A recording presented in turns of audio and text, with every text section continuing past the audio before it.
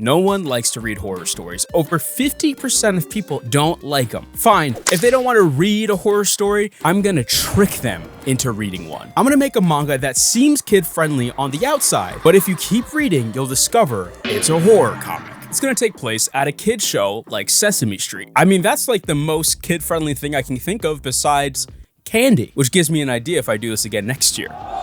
So to have this cute vibe, I'm going to have like puppets and a celebrity guest star, just like an episode of Sesame Street. Tell him about the word amphibian, Conan. Tell him about the word amphibian. All right, Abby, just calm down. I'll tell them. And since this is about as good as I can draw, I'm gonna hire an artist to draw it for me while I write it. So I just posted on r/comic book collabs for an artist to help me make this. And now, let's get into actually making the story. So I've actually been reading this book, Manga in Theory and Practice, by the creator of JoJo's Bizarre Adventure, which is one of my favorite mangas. And to make a manga, you need like 5 key things. And that's the who, what, when, where, and why. And all those things together make the story. We already have a where, which is on a kids programming show. When is kind of the same thing. It provides the time frame for the story, where does it take place, and it's modern day America. So now we have 2 down, we have 3 left, the who, what, and why. So let's do the who. Now, Sesame Street always has guest celebrities, so I thought it'd be really funny to do a celebrity for the who it's about. So I picked Andrew Garfield. I picked Andrew Garfield because he's one of my favorite actors, one of the best Spider-Man, and also he was on Sesame Street talking about grief, which gives me an idea. Now it's time to talk about the what. The what focuses on the actions, events, or the things that happen in the story. So like, what is happening and what is it about? Every episode of Sesame Street, it's like they're helping somebody solve an issue.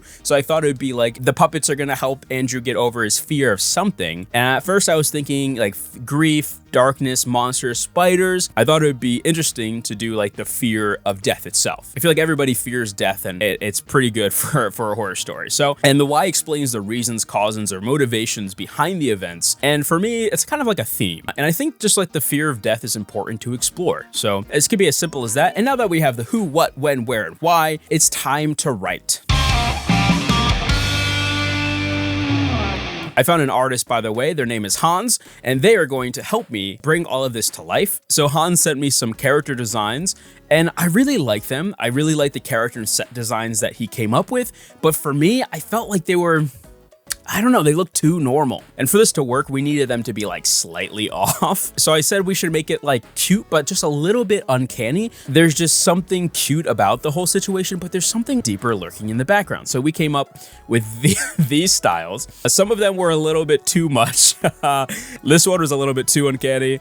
So we kind of like split the difference to something like this, where he just has a big head. And the characters, again, there were some really uncanny ones, but we ended up going with the cutest of the uncanny version. And I'm gonna wait to show you the monster versions because I think they came out really well, but we have the cute versions, and that is the first step. So then after we have the cute version, it's time to build some sets. Hans is really, really good at set building. I've never thought to do like 3D design for a set, and I thought it came out really cool because then you could play with all the lighting and stuff, and I really liked the direction they were taking it. And this came into play afterwards where Hans put like feet of a dead person in the background of like the first one, and you wouldn't really know that unless you had the space to work with. So we got the first designs done, but I had a lot of notes because collaboration always comes with notes. It's conflicting ideas, but sometimes those conflicting ideas make great art.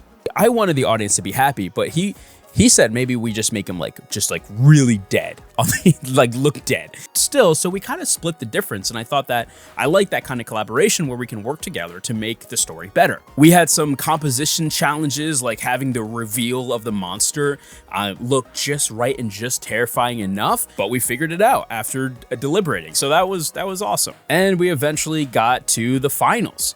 Now, I'm going to tell you about a manga structure that is really good for writing. This is the Ki, Sho, Ten, Ketsu formula, where Ki is introduction, Sho is development, Ten is twist, and Ketsu is resolution. Kind of like a 4-act structure. Now, I'm going to walk you through the story and tell you, because I think it really came out really, really awesome. And if you don't know, a manga is read from right to left. So here's the story. We start with the characters being like, oh, we're so cute, we're so happy, welcome to our show. We're going to introduce our guest, Andrew Garfield. And Andrew Garfield is like, yay, I love everybody. We have Cookie the cat, who always just wants to hug people, because I thought that's like a, I don't know, it's like a very child, kid-friendly thing. Like, let's hug everybody. And then it slowly starts to like get creepy. Like they start singing a song together, and then Andrew Garfield repeats something, and then Hugbug is like, whoa, we already sung that part. And then it snaps right back to just like, oh, we're all cute and stuff. It like slowly pulls you into the horror. And then Sunshine Sam, who's the main character, main snuggle friend, that's what they're called. And she's like, all right, it's time to talk about today's theme, which is facing your fears. And she's like, what's your biggest fear, Andrew? And he's like, well, if you didn't know, Andrew Garfield's British. I didn't really realize that until I started watching interviews with him to pick up his cadence for writing. Why does Andrew Garfield appear on television shows talking with a British accent?